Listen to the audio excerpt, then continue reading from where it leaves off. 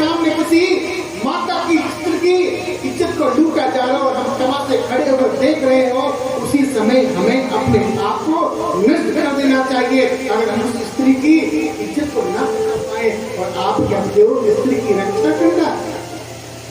पितामह, मैंने सबको याद किया, मेरे पतियों को याद किया, युधिष्ठिर को याद किया, लेकिन सारे सिर झुकाए हुए सब बैठे हुए थे, किसको कोई नहीं आए। और कहा जो भारत वंश के रक्षक थे गुणी संसार के, निज पत्नी दाव लगा डाली 64 खेलों में हार के। पितामह, जो 64 खेलते जुआ खेले तो आप कहाँ थे? आपने मना कर देते कि भैया जुआ मत खेलो, आपका अधिकार नहीं है, आप मत खेलो। अरे जुआ खेलना अच्छी बात नहीं है। जब आपको पता था जुआ खेलने में सर्वनाश हो सकता है तो आपको जुआ खेलने क्यों दिया? ठीक है, सब कुछ हार गए, लेकिन स्त्री को दांव पर लगाने के लिए किसने कहा इनको? जब स्त्री दांव पर लगा तो आप मुझे बैठे हुए थे, आपने मना क्यों नहीं किया?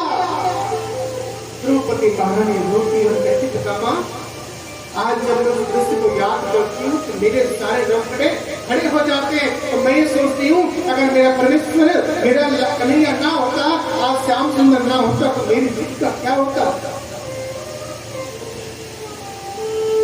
बात कही,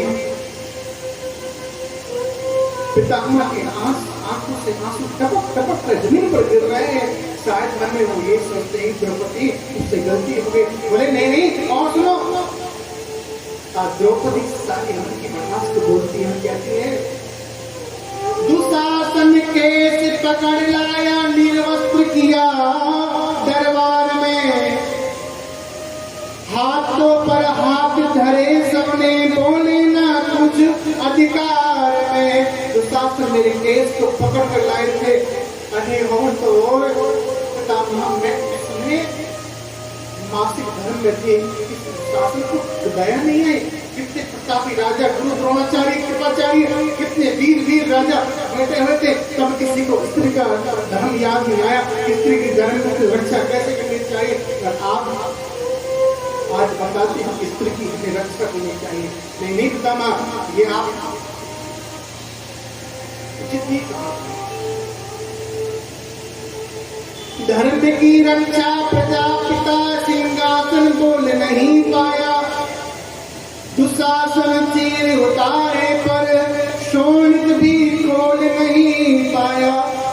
क्या गांडीव ना टूट गया स्वामी, अनवर सीवो चमकार कहाँ, जो पर्वत को चूर चूर कर डाले वो टंकार कहाँ। अरे अर्जुन, ये अर्जुन वहीं खड़े थे, कहते मैं गांडीव धारी हूँ, गांडीव चलाता हूँ।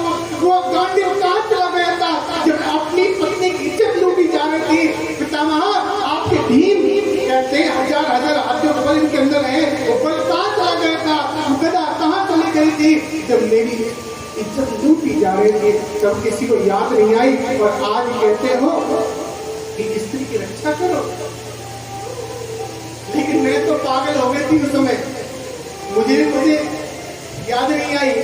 फिर कहा, फिर आग लगाई काना से,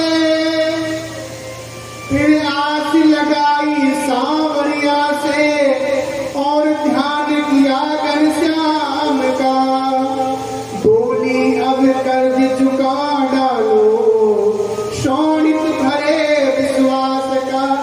मैं तो संसार के सामने हाथ जोड़ती रही, भैया मेरी रक्षा करो, रक्षा करो, रक्षा करो, लेकिन मैं ये भूल गई थी कि संसार के लोगों से आशा नहीं किया करते।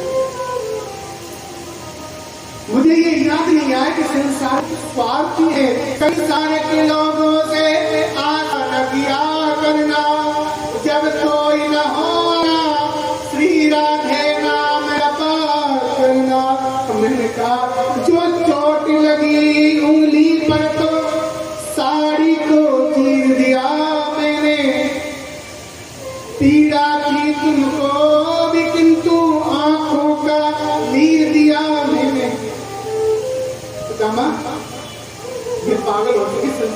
पास में, मुझे उसका ध्यान नहीं आया। अगर मुझे पहले पता चल जाता कि मेरे कन्हैया तो मेरे साथ बैठा हुआ है तो संसार का हाथ नहीं तोड़ती मैं। अरे एक छोटे सी चीर के टुकड़े के बदले में इन्होंने मेरी आज बचाई। जब संसार मेरे आड़े नहीं आया, संसार मेरे पास मेरी रक्षा में नहीं आया, मैंने भी कहा गोविंद अब संसार में कोई नहीं है। मैंने उठा दिए दोनों हाथ और कहा पकड़ लो हाथ बनवारी, नहीं तो डूब जाएंगे, हमारा कुछ ना बिगड़ेगा, तुम्हारी याद जाए। मैंने कहा बलक नहीं है बस, अब नहीं बस। मैंने मेरे कन्हैया को अपने आप को समर्पित कर दिया। कहा बोले कन्हैया अगर लाज बचा ले, वरना आज इज्जत लूटने से कोई नहीं बचा सकता। आज इस परिश्रम मेरे बेइज्जती होना पक्का है। आज मुझे मेरी इज्जत कोई वापस नहीं कर सकता। मैंने जैसे ही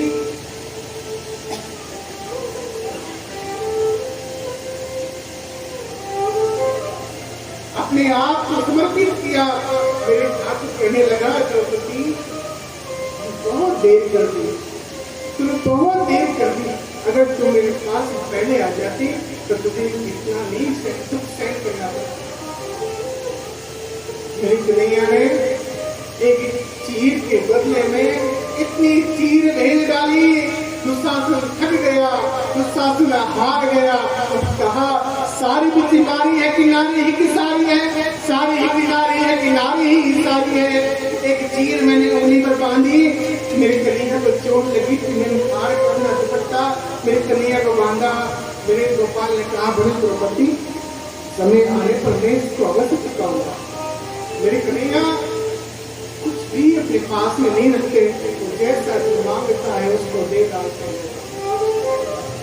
कामार रोने लगे, कहने लगे द्रौपदी अरे बेटा उसका मेरा बिल्कुल कोई दोष नहीं है, क्योंकि जो जैसा अन्न खाता है उसका मन भी वैसा ही हो जाता है।